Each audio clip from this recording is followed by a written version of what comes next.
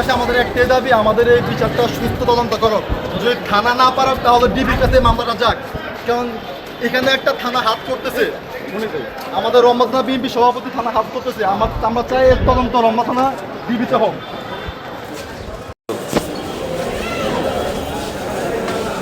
ঘটনা করেছিলাম না আমি ঢাকায়, ঘটনা নাটকে বনগাছ থেকে আমি ফোনে লাইভ করছি। আমি নাটক ছিলাম, আমাকে ষড়যন্ত্রের মামলায় পাঠানো হয়েছে। আবেদন করেছি, জামিন আবেদন নামঞ্জুর করেছে।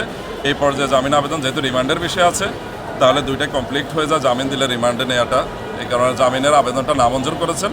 করে তিনি এখানে আমাদেরকে 3 জন আসামিকে একদিনের রিমান্ড দিয়েছে। তবে উল্লেখ হচ্ছে এরা সবাই বিএনপির রাজনীতির সাথে জড়িত। আমার এখানে যে যুব দলের থানা সেক্রেটারি আছে, যিনি বহিষ্কৃত হয়েছে যেহেতু এই মামলায় জড়িয়ে গিয়েছেন, তাদেরকে করেছে। প্রত্যেকেই বিএনপির রাজনীতির সাথে জড়িত রয়েছেন।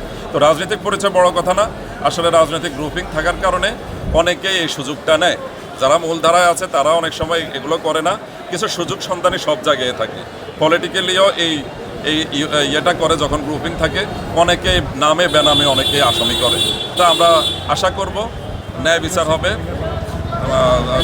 এটাও গ্রুপিংয়ের ফলাফলই এই আসামি হওয়াটা।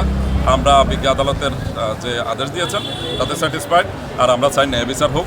এটা দুই ক্ষেত্রে, বাদীর বেলায় যিনি ভিকটিম হয়েছে তারাও ন্যায় বিচার পাক, আবার কোনো নিরাপরাধ লোক জুলুমের শিকার না হোক, সেটাও আমরা চাই।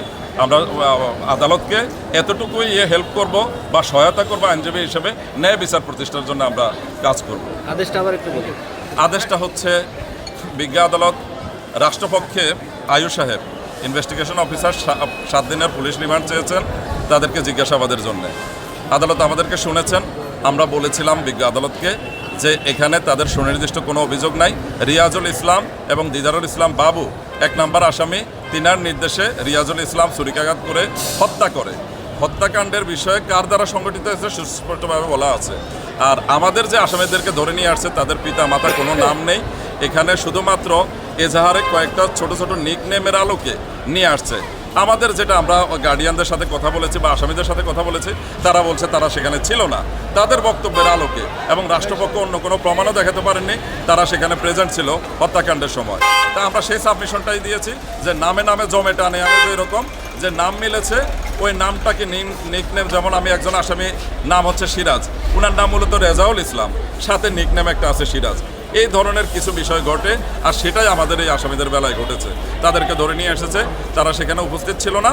আসামিরা আমাদেরকে যে তথ্য দিয়েছে, গার্ডিয়ানরা যে তথ্য দিয়েছে, আমরা সেটা ডকুমেন্টারি বিজ্ঞ আদালতকে বলেছি। বিজ্ঞ আদালত সন্তুষ্ট হয়ে 7 দিনের রিমান্ডের আবেদন তিনি আংশিক মঞ্জুর করেছেন, 1 দিনের রিমান্ড দিয়েছেন এবং সেখানে নির্দেশনা দিয়েছেন মহামান্য হাইকোর্টের যে নির্দেশনা রয়েছে সতর্কতার সহিত যেন জিজ্ঞাসাবাদ করে।